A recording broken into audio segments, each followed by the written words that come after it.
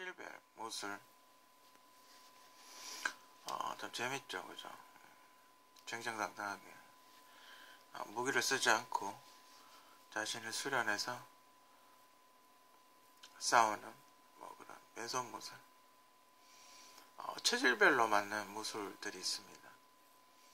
어떤 신체 조건과 이렇게 맞는, 궁합이 잘 맞는, 또 그에 따른 체질별로 발달한 무술들이 있습니다.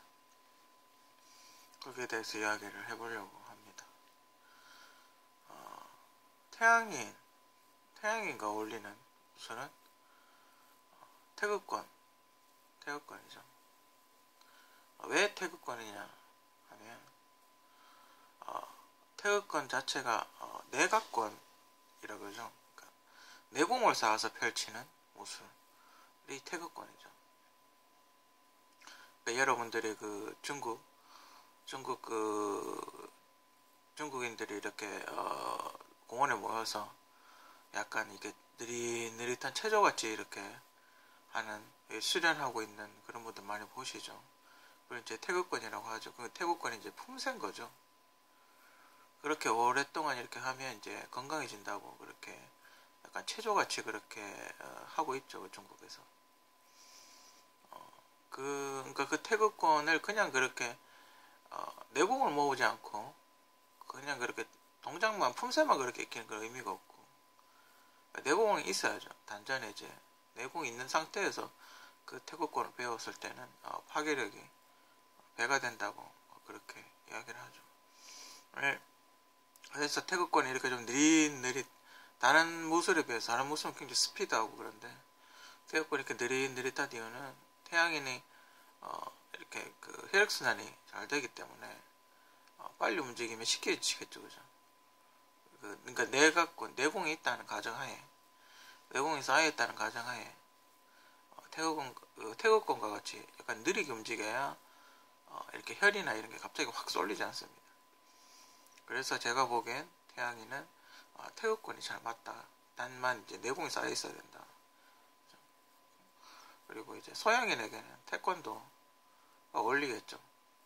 왜 서양인에게는 태권도가 어울리냐면, 태권도는 또 한국의 대표적인 맨손 무술이기도 하기 때문에 서양인은 대체 키가 좀 작습니다. 근데 몸은 호리호리하죠. 몸은 호리호리하기 때문에 키가 큰 태음인이랑 싸움을 하려면 이렇게 점프를 해서 머리를 차야 됩니다. 이게 가장 효과가 큽니다. 팔도 태음인이 길 테니까, 그죠? 리치도 길고 다리도 길기 때문에 그냥 주먹으로 이렇게 복싱처럼 싸우다가는 맷집이나 이런 게 약해서 이렇게 질 확률이 매우 크죠. 그렇기 때문에 서양인은 다리보다 길고 다리보다 강한 걸로 급소를 정확하게 머리를 가격하는 게 가장 효과가 큽니다. 그래서 태권도는 다리 중심으로 기술이 발전되어 있는 이유 중에 하나라고 그렇게 개인적으로 생각을 합니다. 태권도는 현재 두 가지가 있죠. 북한의 태권도 협회가 하나 있고 남한의 태권도 협회가 하나 있고, 그죠?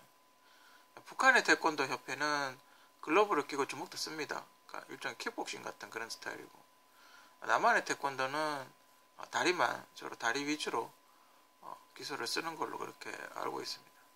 근데 뭐 제 나름대로 이유를 생각해 봤는데,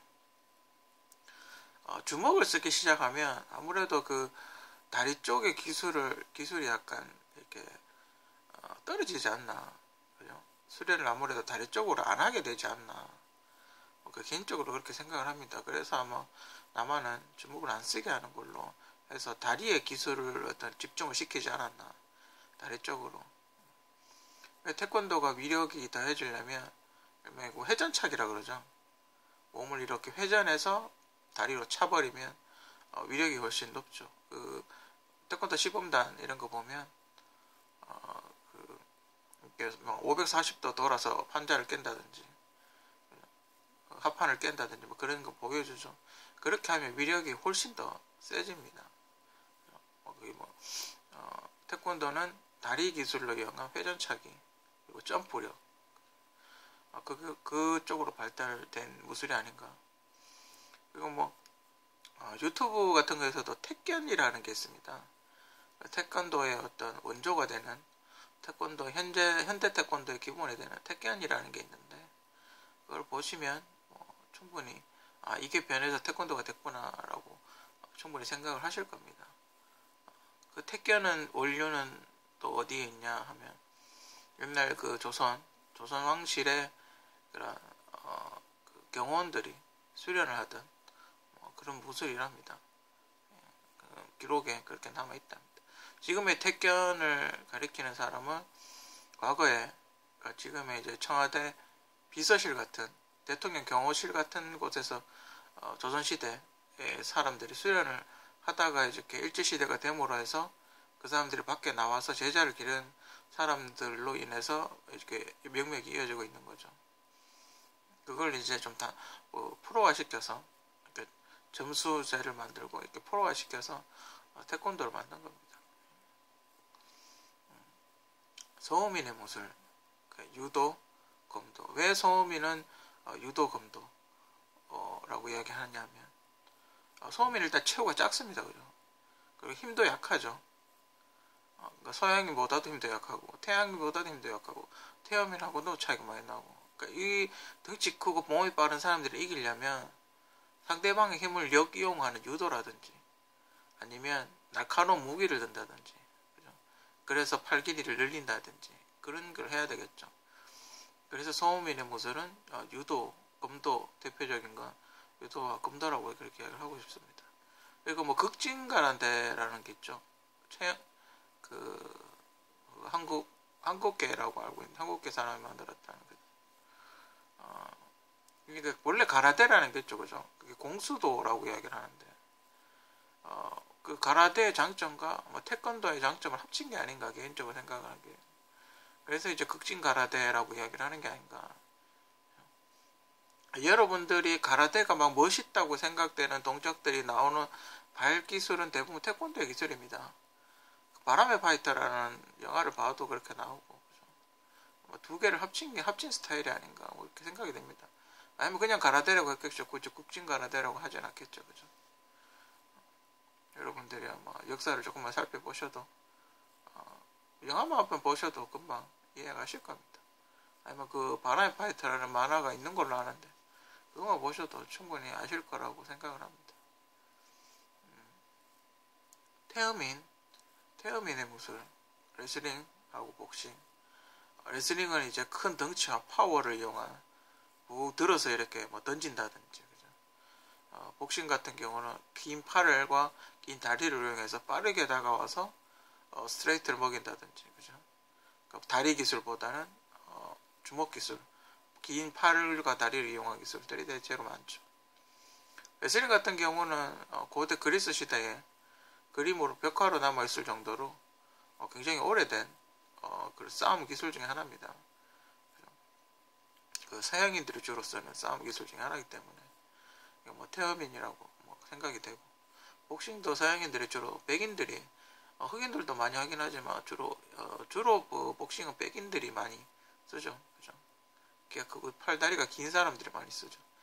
복싱에서 가장 중요한 건 리치라고 그러죠. 팔 길이를 굉장히 중요하게 생각을 합니다. 왜냐면 팔개를 길면 주먹이 먼저 닿기 때문에 그죠?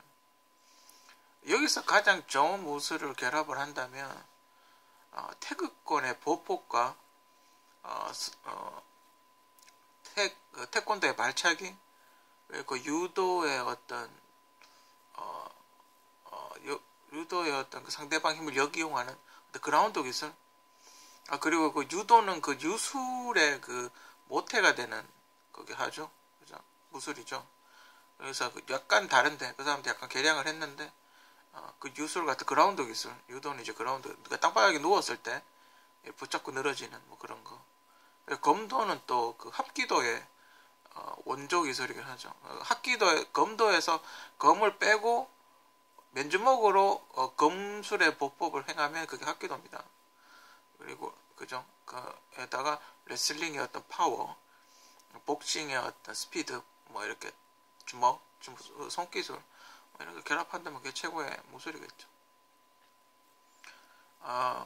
조금 이제 재밌는 이야기를 좀 해드리면 이소룡의 그 영화를 보면 이렇게 그 용쟁오토라는 영화를 보면 이렇게 발차기를 계속 이렇게 얼굴로 손으로 때리듯이 발차기를 계속하는 그 발차기가 있지 않습니까? 그 발차기 그런 발기술은 그 재미교포 한국인 태권도 사범이 가르쳤답니다. 그건 그 이소룡의 어떤 다큐멘터리 전기를 보면 알 수 있어요. 그러니까 한국 그 태권도 잘하시는 한국인 사범이 이소룡의 발차기가 정확도가 떨어진다고 해서 정확도를 높여줬답니다. 실제로 사진도 있고 다큐멘터리도 있고. 여러분이 아는 이소룡의 멋진 발차기는 태권도라는 거죠. 그죠? 다큐멘터리 찾아보시면 궁금하신 분들은 이소룡 다큐멘터리, 이소룡 전기 다큐멘터리 찾아보시면 거기 인터뷰 내용이 나오니까 찾아보시기 바랍니다.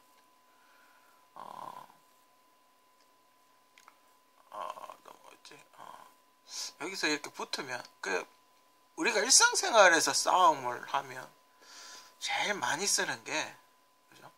아무튼 복싱이죠, 그죠? 복싱이 그냥 막 싸우면 최고입니다, 그죠? 그냥 주먹으로 바박 하면 그냥 순간적으로 바박 해보면 끝나니까, 그죠?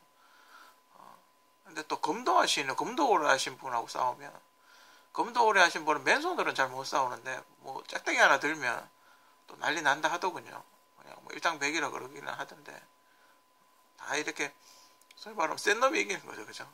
얼마나 수련을 많이 했냐, 그죠? 얼마나 많은 수련을 했고 얼마나 많은 연구를 했고 얼마나 많은 대련을 해봤고 경험이 쌓였느냐, 거기에 따라서 달라지겠죠, 그죠? 또 한국의 재밌는 무술은 승무라고 있습니다. 승무가 뭐냐면 스님들이 이렇게 무술하는 게 있습니다. 체력 단련을 위해서 승무라는 게 있는데 그게 보면 이렇게 점프력이 좋고 태권도와 같이 이렇게 발차기도 좋고 뭐 한 보니까 그렇게 멋진 그 무술이더군요. 그러니까 그 중국의 서림사에서 여러 가지 무술을 이렇게 익히듯이 한국 선인들도 뭔가 나름대로의 어떤 무술, 맨손 무술 같은 거 많이 뭐 이렇게 전해 내려오는 무술들이 있다고 하더군요. 요즘은 총을 쏘니까요, 그죠? 요즘은 여기에서 좀 더 특이한 무술, 뭐 요즘 닌자술 배우고, 그죠? 닌자들이 하는 무술 같은 걸 배우는 데도 있고, 또 스타워즈 검술, 그죠? 스타워즈 그 광선검 쓰는 검술, 뭐 그런 거 배우는 데도 있고, 보니까 무술이 굉장히 다양하게 많더군요.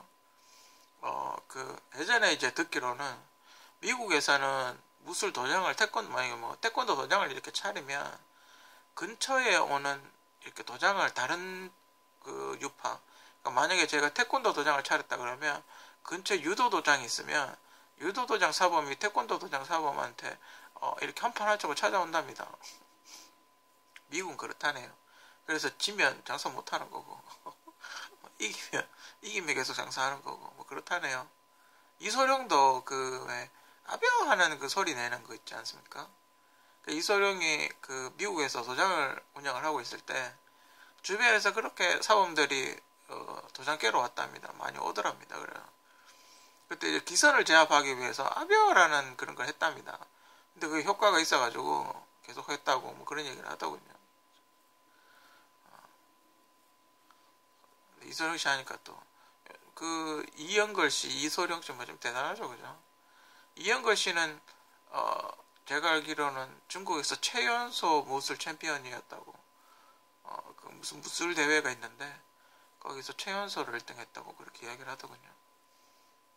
보면 뭐 황비용이라는 뭐 그런 실존 인물이라 그러죠.